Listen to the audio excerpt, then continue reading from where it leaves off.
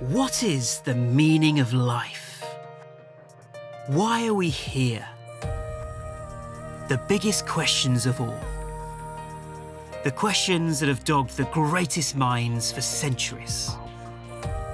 It makes me look up to the heavens in awe at our vast, magnificent universe and wonder at the possibilities of what life is all about.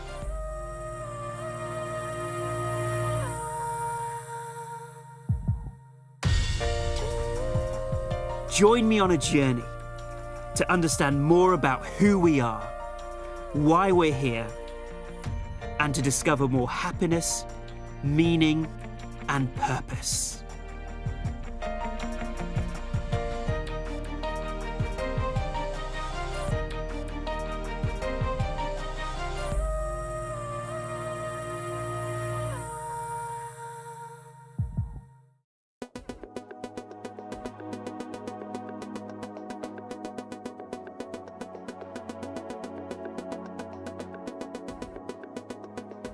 Is everything happening for a reason? Could this be true of our personal lives? Could this be true for the entire planet? Now, this can be a really hard thing to accept. When we look at all the bad things happening in the world, we can become so disillusioned with life. When we think of the bad things that have happened to us personally in our own lives, it's been far from perfect. Often we hear people say, "Oh, that happened for a reason." But what is the reason? We probably want some positive benefit for our mind or our bodies. But what does the soul want? The mind wants its desires met.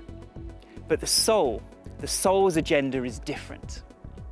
The soul chooses growth, love, and remembering. Think of when someone goes to the gym. They pull weights to build up the muscles. And the heavier the weights, the stronger the muscles become. In the same way, our life events are the weights. When we face life's challenges with a broader perspective, we strengthen the muscles of resilience, centeredness, and strength. Let's think of an example. How often have you had a horrible situation happen to you, but later you've realized, in fact, it was a blessing? Because you grew as a person, you became stronger, or maybe you learned something new about yourself. Now, as I mentioned, I suffered from a chronic illness for 3 years called chronic fatigue syndrome, or ME. Now, at the time, it was horrible. It was an awful experience, and I thought my life was over. But now I realize it was an amazing journey for me to develop and to grow. And now I feel my life has much more meaning. And I had to go through those experiences in order to grow. We often can't see the reason why certain challenges come into our lives, because we often don't know the agenda of the soul. Now, sometimes with hindsight, we may discover the reason. Sometimes it remains a mystery. If we shake our fist at God and say, "Why is there so much suffering?" then we're looking at life from a small, limited perspective. If we look at a flower that withers and dies, we might mourn the loss of a flower. But then we see that the flower will turn into fruit and is part of a whole tree, an organism which is constantly renewing and growing.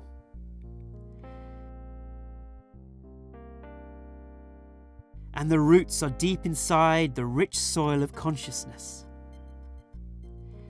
And everything comes from that soil of consciousness, and everything will eventually merge back into the soil. Only then can we see the bigger picture.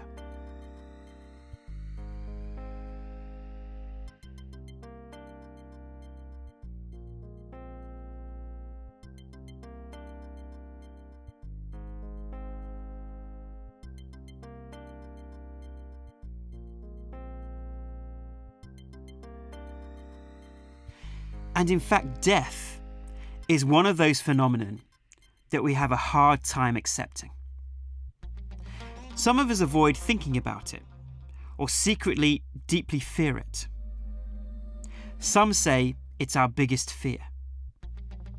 And yet, we cannot fully contemplate life until we are able to contemplate our own death.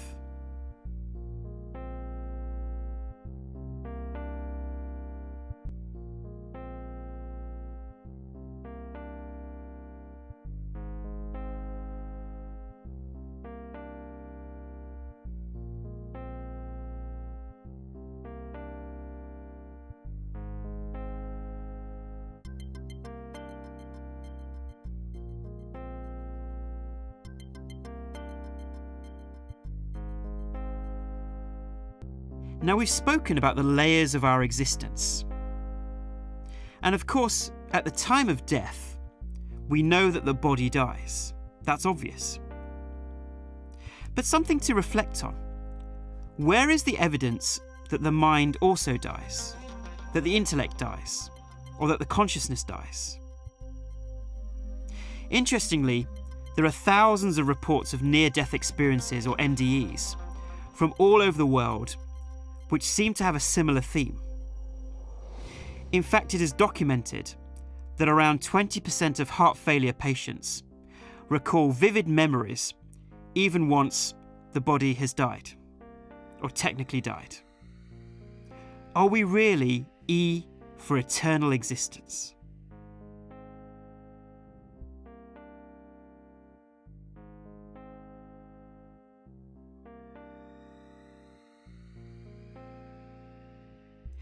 It is said that Alexander the Great, after plundering so many kingdoms and accumulating so much wealth, when he actually died, his hands were shown empty in his coffin. This apparently was to show that he came with nothing and left with nothing, despite so much wealth. When we contemplate our own death, we can put our miseries and our wants and our desires into context. What are we holding on to? Everything that we have been given, we were given it from here. And one day, we'll leave it all behind and it will be someone else's. Life is just one big recycling plant. Life is so short and so precious. Can we let go and see that we are much bigger than our small desires? This is non-attachment. This is centeredness.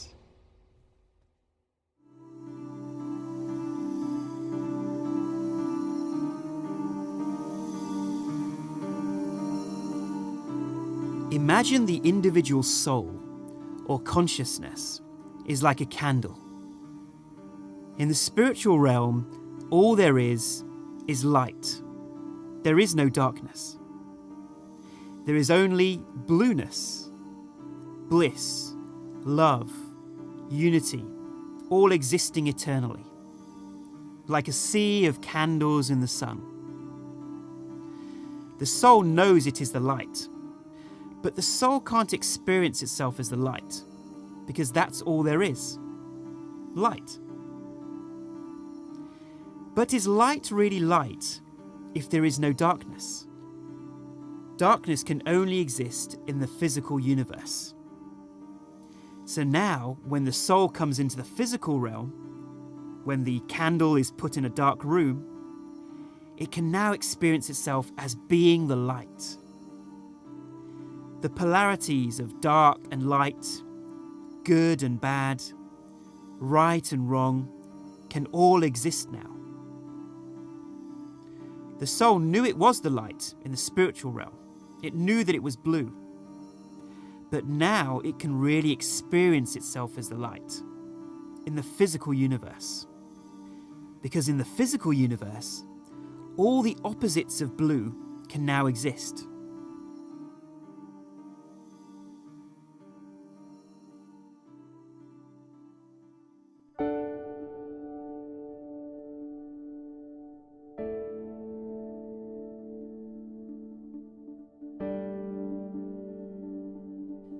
what about the incredible suffering that goes on in the world? People dying of preventable diseases, wars, famine and natural disasters. These explanations of growth can seem to fall apart. And of course, when people are in the midst of intense suffering, spiritual advice such as, "Oh, it's all happening perfectly for a reason," can be counterproductive. It's better to heal the pain first. Let's go back to the spiritual realm versus the physical realm. Now, I've mentioned them as two separate realms, but in fact there is only one realm. There is unity or oneness. The soul can experience and express itself as the essence of bliss, love, unity, and eternal existence in the physical realm, to be a candle unto the darkness. Darkness may exist for light to express itself. Bad may exist for good to do its work. Would you go and see a film where nothing bad happened to the characters? Can there be a hero if there is no villain? Unhappiness, pain, suffering. The soul may experience all these dark human conditions for it to know itself as the essence of bliss, love, and unity.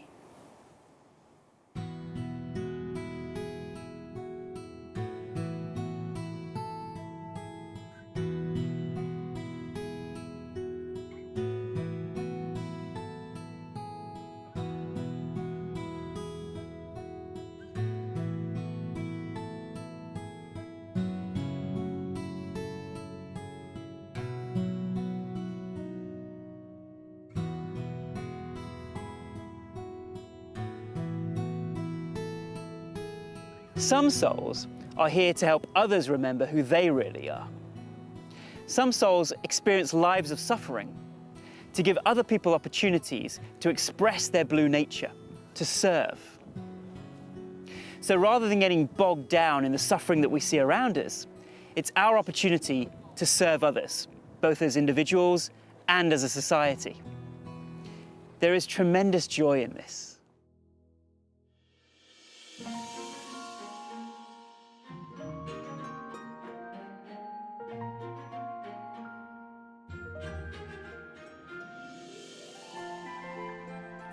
I personally love superhero films. Why are they so popular? They tend to be the biggest grossing movies at the box office.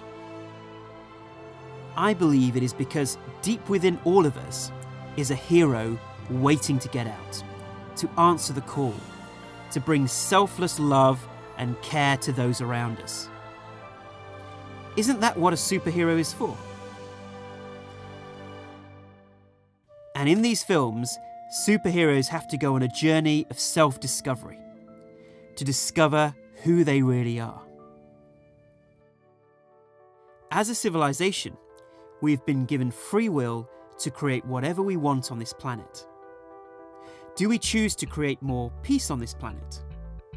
Do we choose to right the injustices of the world? In that is both our freedom and our responsibility. But it's a joyful responsibility, an opportunity to express our true blue nature. We are the sugar that wants to express its sweetness.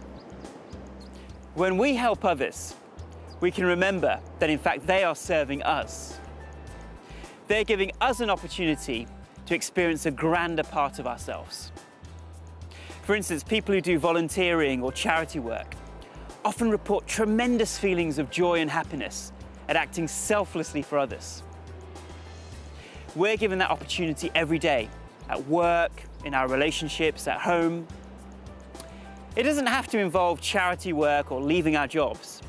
It is about acting in a spirit of service in everything that we do. This is also true for nations and civilizations. Is there a good reason that 40,000 people a day die from preventable causes? How have we allowed the incredible suffering of the have-nots? The Make Poverty History campaign and the UN Millennium Development Goals are great examples of the world coming together to alleviate poverty. But there is still much more work to be done, many more opportunities for us as human beings to come together and meet the world's challenges and injustices. This knowledge that things are happening for a reason doesn't remove the problems from our lives, but it gives us the strength to face our life situations and to try and grow from them. So armed with this knowledge, how can we better deal with the natural ups and downs of life? That's what we'll look at in the next section of the film.